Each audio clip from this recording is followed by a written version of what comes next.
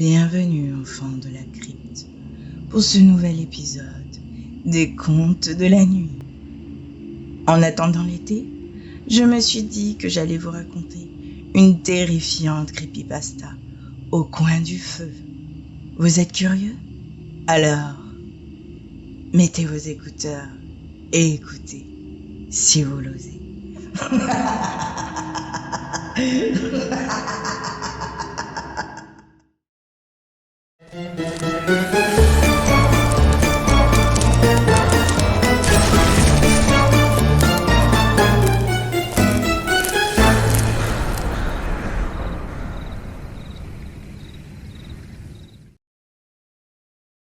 Le camp de vacances.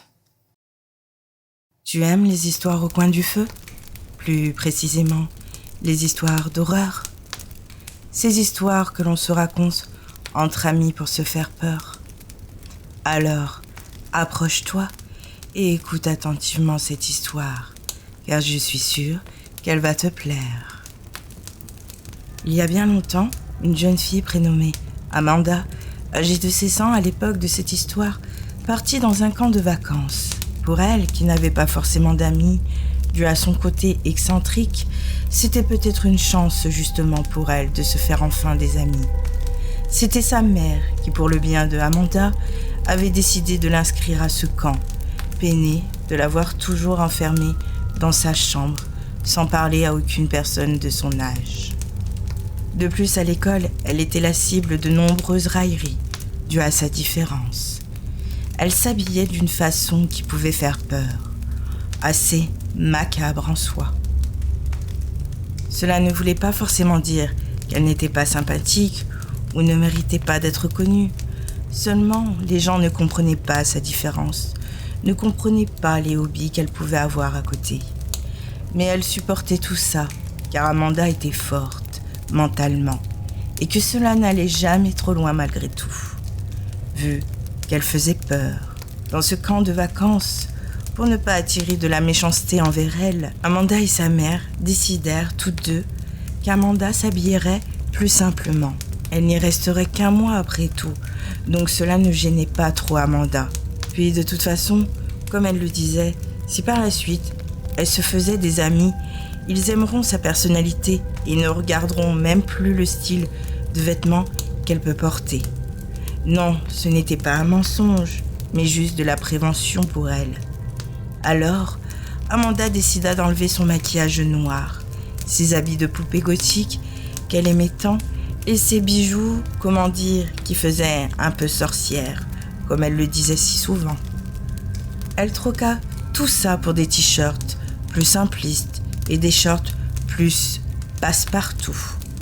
N'ayant pas beaucoup de vêtements dits normal, car étant très excentrique, sa mère lui faisait même du shopping pour qu'elle puisse avoir tout ce qu'il faut dans son sac et lui teinta même ses cheveux longs et bleus décolorés qu'elle avait en un brun très foncé, avec l'accord bien sûr d'Amanda. La veille de son départ, Amanda pensait au plus profond d'elle qu'en étant discrète, que tout se passerait au mieux pour elle. Elle fit son sac, emmena aussi ses bouquins qu'elle adorait tant et quelques autres petits trucs qui pourraient lui servir là-bas pour peut-être apporter de la chance auprès d'elle. Le lendemain, elle et sa mère se rendirent là où les enfants devaient prendre le bus qui les emmenait directement jusqu'au camp pour passer des vacances inoubliables.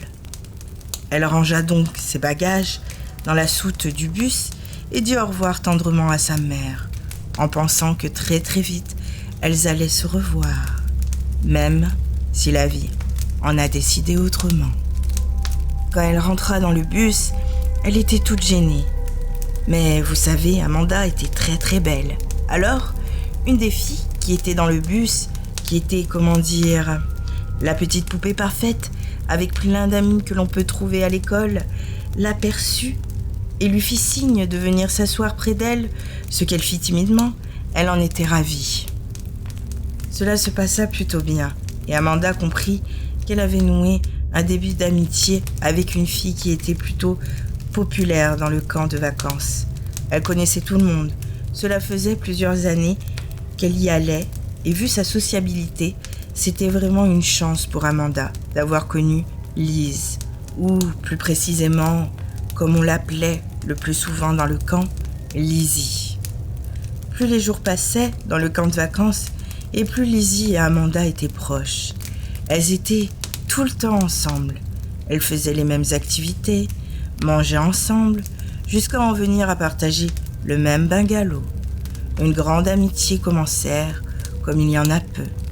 Tout se passait à merveille, comme Amanda l'avait tant désiré. Grâce à Lise, Amanda commença même à connaître tout le camp de vacances. Lizzie était devenue à présent sa meilleure amie. Mais malheureusement, beaucoup de facteurs peuvent tout faire basculer en un instant. Et c'est ce qui s'est passé pour cette pauvre petite Amanda. Vous allez comprendre pourquoi.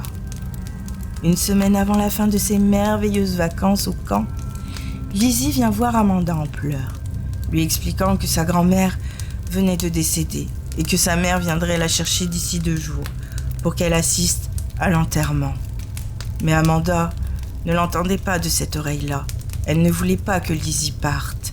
C'était devenue sa seule et véritable amie, celle qu'elle avait espérée depuis tout ce temps durant. Amanda avait peur de ne plus jamais pouvoir parler ou ni voir Lizzie, peur qu'elle l'oublie. Mais elle ne dit rien à Lizzie.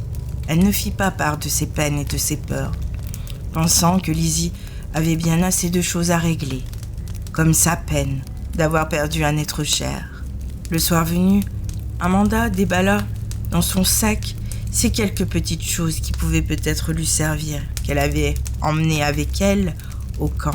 Elle les prit avec elle, et dormant dans le même dortoir que sa grande amie Lizzie, elle alla vers elle, elle coupa une des mèches de cheveux de Lizzie, qu'elle prit et mit dans sa poche, et prit le chemin de la forêt du camp pour se poser près d'un arbre, dessina un pentacle dans la terre, alluma quelques bougies, mit la mèche de cheveux de Lizzie au milieu du pentacle et commença à se tailler le bras avec un couteau.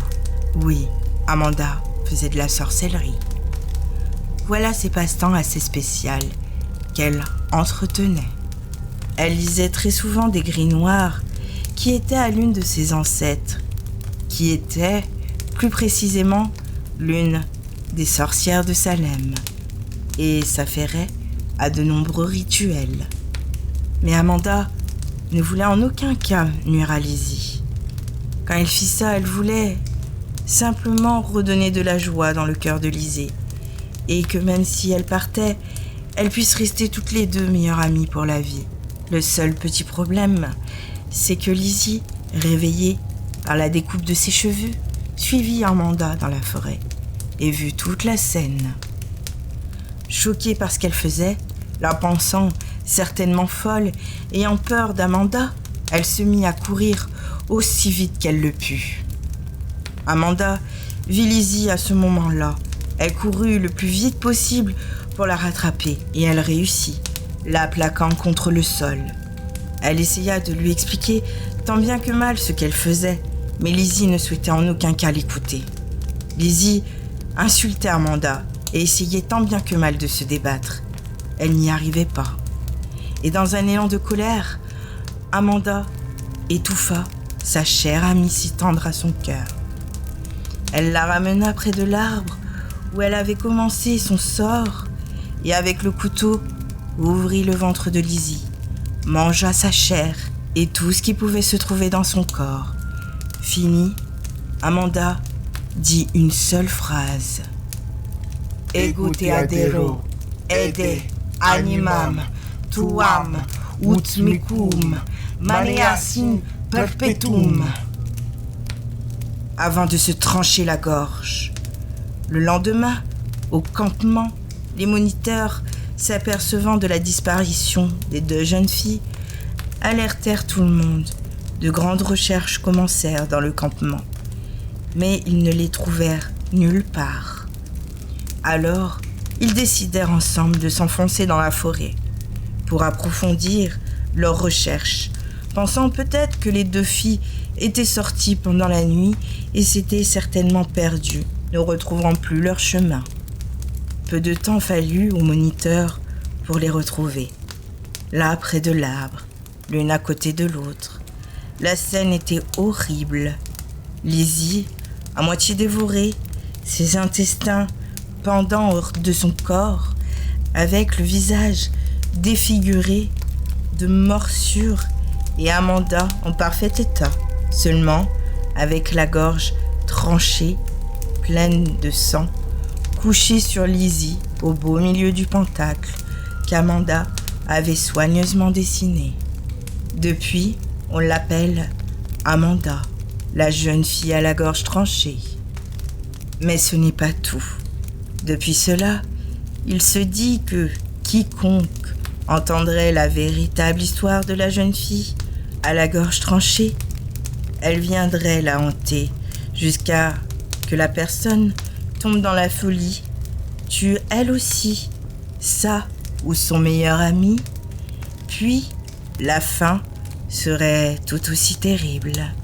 Une fois que la personne possédée aurait terminé, Amanda viendra ensuite prendre l'âme de la personne et la hanterait encore et toujours pour l'éternité.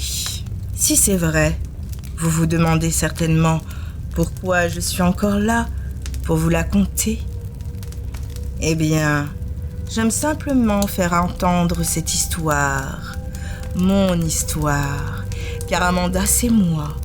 Et maintenant, c'est toi que je vais posséder pour me venger. Ego te adero, eden animam tuam, ut mecum manias in perpetuum.